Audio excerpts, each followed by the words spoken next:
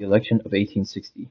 The election of 1860 was one of the most pivotal moments in American history, a turning point that set the stage for the Civil War. In this presentation, we'll explore how a deeply divided nation chose its next president and how the decision ultimately tore the country apart. By the 1850s, the United States was divided on many fronts. You could practically draw a line across the map separating free states in the North from slave states in the South. These divisions weren't just political, they reflected two entirely different ways of life.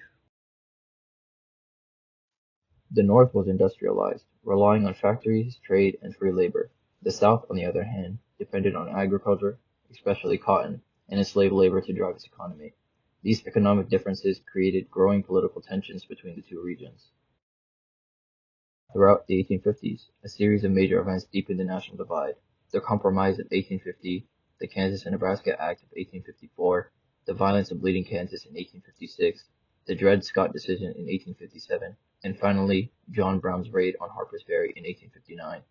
Each of these events intensified the debate over slavery, and all of them led us to the election of 1860. Representing the newly formed Republican Party, Abraham Lincoln of Illinois ran for president, with Hannibal Hamlin of Maine as his vice presidential running mate. The Republican Party was only a few years old, but it had already become the main voice of the anti-slavery movement in the North.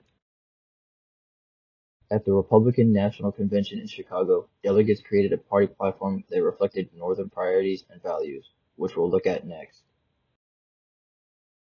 The Republican platform called for the non-extension of slavery into new territories.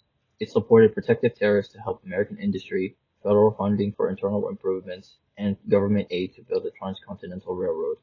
The party also promoted free homesteads in the public domain for farmers, ideas that appealed to settlers and workers across the North and West. The Democratic Party, which had long dominated national politics, met in Charleston, South Carolina, but instead of uniting, the convention split in two over the issue of slavery, forming a North Democratic faction and a Southern Democratic faction. Let's look at each group's candidates. The North Democrats nominated Stephen A. Douglas of Illinois for president and Herschel V. Johnson of Georgia for vice president. Douglas supported the idea of popular sovereignty, letting each territory decide for itself whether to allow slavery.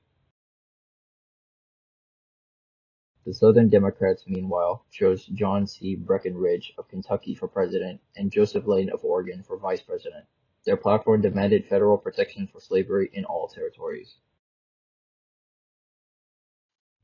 Here's how the two Democratic factions differed. On slavery in the territories, Douglas supported popular sovereignty, while Breckinridge demanded guaranteed protection for slavery. Regarding the Dred Scott decision, Douglas accepted it as final, but Breckinridge wanted even stronger safeguards, and their overall goals were very different. Douglas aimed to preserve the Union, while Breckinridge focused on defending Southern rights and expanding slavery.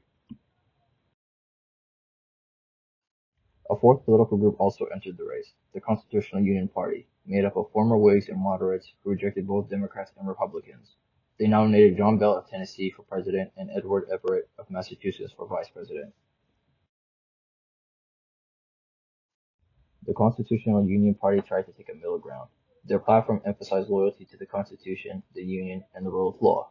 They avoided taking a direct stance on slavery, instead called for unity and the protection of both people and states' rights.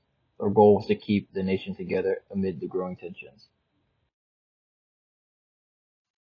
When the electoral votes were counted, Abraham Lincoln and Hannibal Hamlin won decisively in the Electoral College, earning 59.4% of the electoral vote and 39.8% of the popular vote. However, Lincoln's support came entirely from the North. He received no electoral votes from the southern states. Lincoln's victory without a single Southern vote convinced many Southerners that they had lost all influence in the federal government. Southern leaders feared that banning slavery's expansion would eventually lead to abolition and the collapse of their economy. To them, Lincoln's election was a direct threat to their rights, safety, and way of life. Within weeks, Southern states began to secede, starting with South Carolina in December 1860, setting the nation on the path to civil war. These are the sources used for this presentation. Thank you for watching and learning about the election of 1860, the election that changed the course of American history.